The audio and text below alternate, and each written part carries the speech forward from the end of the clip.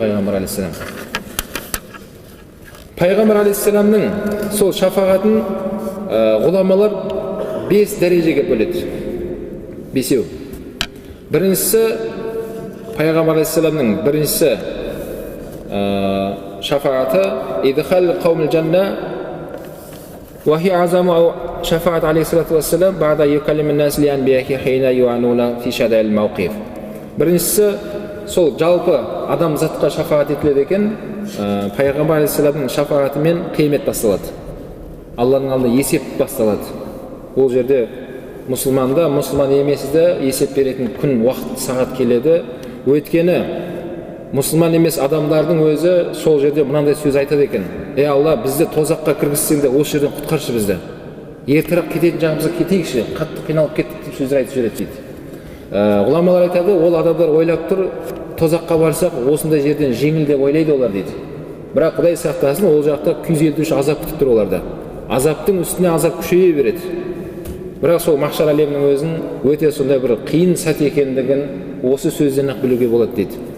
Бірінші шафағаты пайғамбар саламның жалпы не болады екен? Адамзатқа болады екен. Екінші шафағаты пайғамбар алейхиссаламның фи идхал қаумил жанна биғайри хисаб. Пайғамбар алейхиссалам екінші шафағаты өзінің сүйген құлдарының үмбетінің ішінде адамдарды, кейбір адамдарды есеп қисапсыз жәннатқа кіргізіп жіберу. Араға түсіп, осы пенде үмбетінде деп ортаға түсіп, олар есепке тұрмайды. Олар барып есеп беріп, амал дәптері қойылмай, олар кіргізіп жібере береді дейді. Өйткені олар соған лайықты адамдар. Пайғамбар алейхиссалам сондай үмбеттеріне шафағат етіп, пайғамбар алейхиссаламның ортаға түсуімен есеп алынбайтын қауым бар екен. Ондай қауымдар, бауырлар, Алла Тағала нәсіп етсін бәрімізге иншалла. Бұл жайында пайғамбар Абу Хурайрадан риуаят етеді: "Ядхулу мин уммати жанната сабуна алф биғайри хисаб." Пайғамбар алейхиссалам айтады: "Менің үмбетімнен 70 мың адам есеп қисапсыз кіресіздер" деді. Есеп қисапсыз. Басқа бір риуаятында Жабыр алейхиссалам келіп: "Я Мұхаммад, сол шафаат еткен кезде сенің үмбетіңнен қанша адам кірсін" деп сұрады дейді. Сөзі пайғамбар 70 мың адам кірсін деп сұрадым дейді.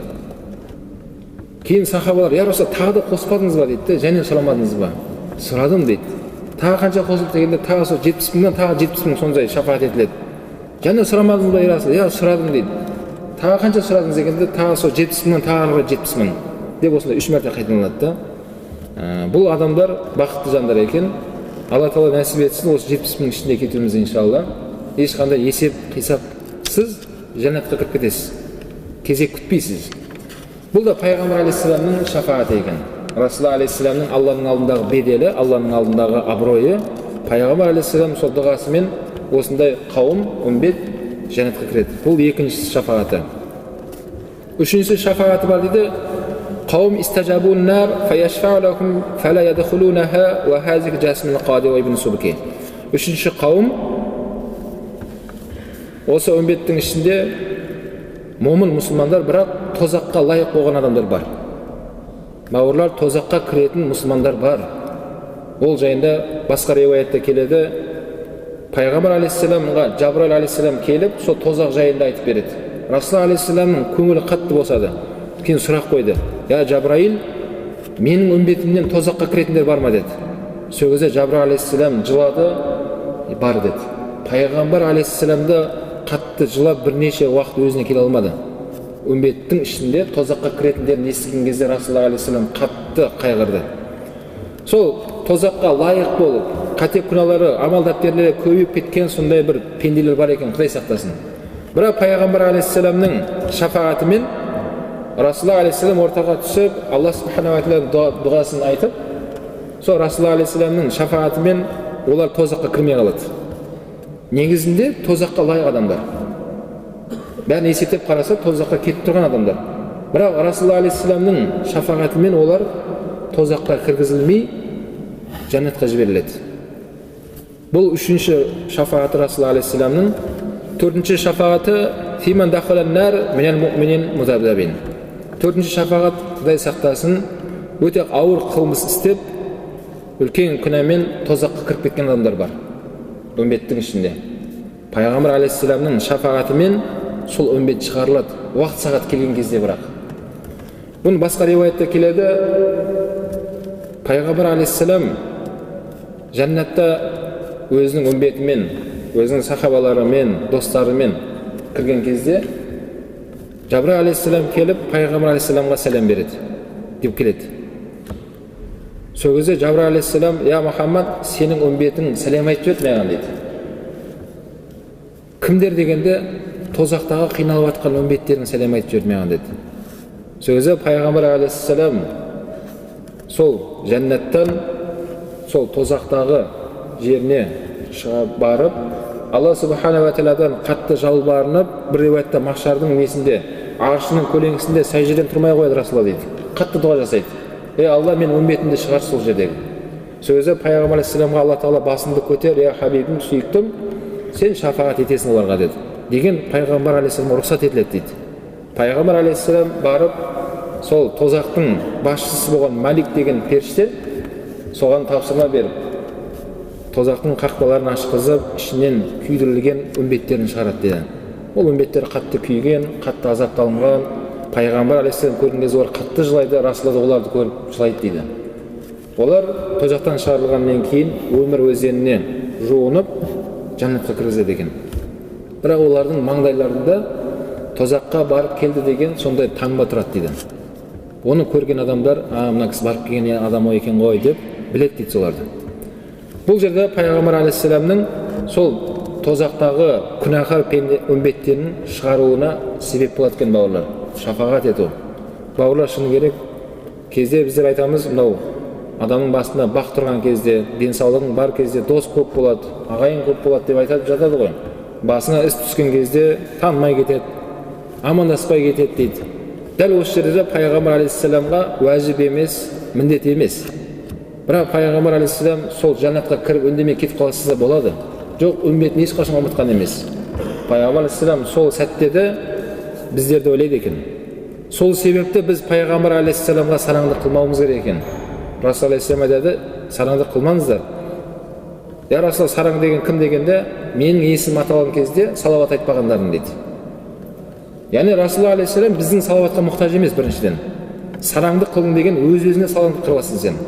Өйткені хадисте келеді, пайғамбар айтады: "Кім маған бір салауат етсе, Алла тағала оған 10 рахмет айтады. 10 рахметі жауады" дейді. Яғни 10 салауаты, 10 рахматы. Соның себепті өз-өзіңе сараңдық қылып қойдың сен дейді. Ал пайғамбар алейхиссаламның Алланың алдында дәрежесі биік, Расул алейхиссаламның баратын жері ол фирдаусул жанна. Бесінші шафағаты пайғамбар алейхиссаламның фи рафил даражаты фил жанна. Алла нәсіп етсін, сол есеп қисапсыз жәннатқа кіріп кетуімізді иншалла. Жәннатта дәрежемізді көтеріп беруге де пайғамбар алейхиссаламға біз сұрайды екенбіз. "Я Расулалла, жәннатты көріп тұрмын мен. Сол жерге қалай барсақ болады?" Бірақ оған біз неміз жетпей жатыр да оған. Өйткені 8 жәннаттың есік қақпасы бар. Жәннатта дәрежелерге бөлінеді. Үлкен дәреже, ортаңғы, төмен деген секілді. Сол төмен дәрежеде жүрген үмбет пайғамбар алейхиссаламға бір айтады екен: "Я Расулалла, үлкен дәрежеге де шығып көргіміз келеді. Барсақ бола ма сол жаққа?" Сол кезде пайғамбар алейхиссаламның шафағатымен рафа даражат фил жанна, жәннатта біздің дәрежемізді көтеріп береді екен.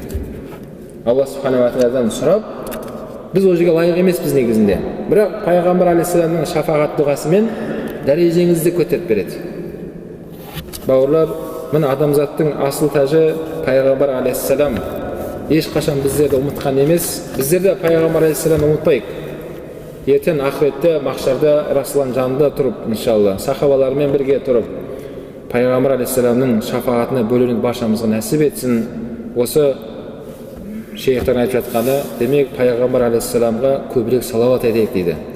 Көбірек уасила дұғасын айтайық. Өйткені ол адамзаттың асыл тажы, сол жерге лайықты пенде, Алланың сүйікті пендесі. Біздерге үлкен қуаныш, альхамдулилля, біздер сол Мұхаммадтың үмбеті болдық.